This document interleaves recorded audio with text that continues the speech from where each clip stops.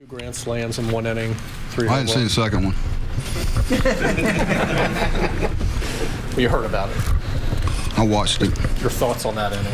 No, it was a big inning for us, obviously.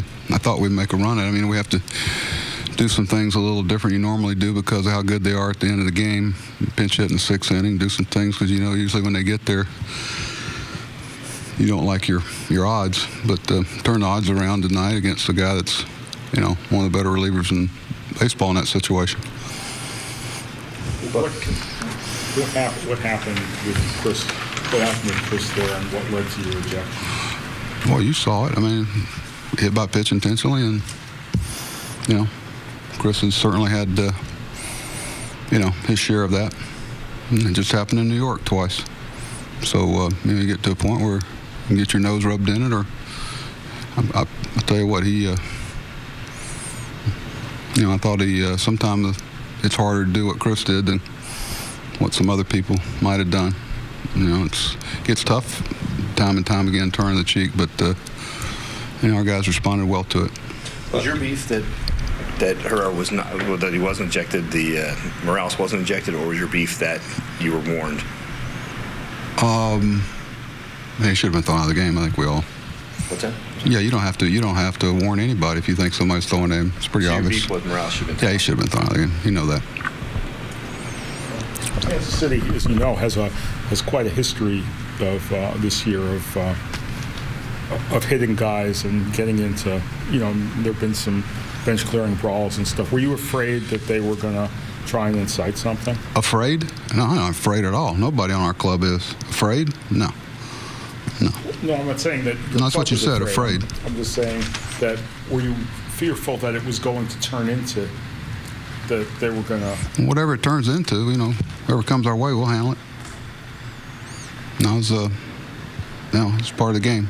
Competitive game played by passionate people. But you know, you react to things that you don't think are very ethical, and you go on. But it's you know, it's a tough game. Buck, you had an incident earlier this season where one of your pitchers got thrown out very early in a situation that was not by any means. With the breaking ball, but back, they told me where was that, Tampa? Where were we? Boston, yeah. Yeah, they didn't find him and basically apologized for the mistake. It was a young umpire that, you know, that's part of the problem you have when you get, you know, we've had to add so many guys. You know, I thought Mark did a good job after the fact, too, with a young pitcher. But, you know, when you add that many umpires for replay and everything, you're going to have some inexperienced guys up here, and those are the type of situations where that'll show up, where replay can't help them. But they learned from it when, I think it was Jordan Baker, wasn't it? I mean, he'll learn from it and not be so quick to react to that. And we understand what they're trying to do. You know, you'd like for them to issue the warning to the team that did it and not to the team that didn't do anything wrong. That's the way it used to go. Because, you know, you're basically being penalized for it, and their hitters are free to do whatever. It doesn't make a whole lot of sense if you think through it, but I understand the end game of what they're trying to do. Do you think... You know, there's a lot more to that game than what happened there, but go ahead, what? When the ejection did not occur, but then an inning or so later when Gibbons ends up hitting, you know, plunking a guy, and although you guys have been warned, there was nothing after that. Do you think that was sort of okay, maybe we shouldn't have? I don't know.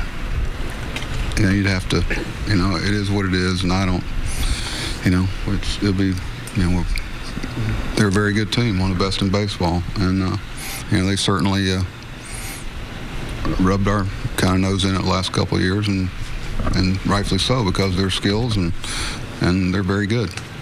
You guys don't need, obviously, a rallying cry this late in the season. I mean, you know, why not? 22 games. Well, there's only 22 games left. Yeah, we were trying to win 22 in a row. When we left the advanced meeting today, we were trying to win 23. We're going to start tomorrow trying to win 22 more. Okay, so can this be a rallying cry? No, it depends on who's pitching for them and us tomorrow, and how well they pitch. As far as Nolan hitting the grand slam, I mean, he's had kind of an up and down. That ball hit the pole? Yeah. The top of it. I don't think I've ever seen one hit the top of the pole.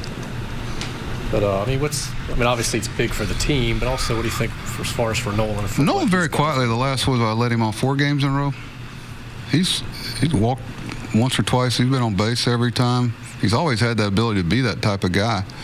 And You know, he was telling Brady he'd found a little something about 4 or 5 games ago in one at bat that he thought he really felt comfortable at the plate and locked in and seeing the ball good, and that's a tough guy to turn around there and pull.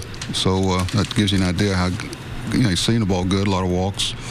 He brings an element to our lineup that we don't have as much of as that we need, and it's a nice moment for him. I'm real proud of him. He's just a guy that basically, you know, cleared waivers again, and he knows that we get what he can bring and what they. I'm happy for him. That's probably a highlight. You think about the challenges he's been through. A lot of people would have given in, and he hasn't. It's obviously a huge blow for us. A lot of good at bats. What do we have? 7 or 8 walks tonight? Just 1 hit by pitch. Right. When you look at that inning and you see, you know, I mean, score 10 runs. I mean, you know, this offense can do that. I mean, how much can that? I know we said. Well, the biggest part of it is the selectiveness through that inning. You know, if we can, you know, that's a challenge, and the pitchers don't always cooperate with you. But there's about 10 pitchers in each league that make a living out of pitching in the strike zone consistently. They don't. They have a ball appear as something hittable, and it leaves a sweet part of the bat, whether it be a breaking ball or ball running one way or the other. And guys at this level are in hit mode because they're good hitters. So they're hard to find. Guys that can hit for an average walk and, you know, not strike out. They're called, you know. They're called Frank Thomas and the guy in Detroit, Cabrera. And they're very rare. But you know, I think that was, you know, when we do that, we're a force. Okay, thank you.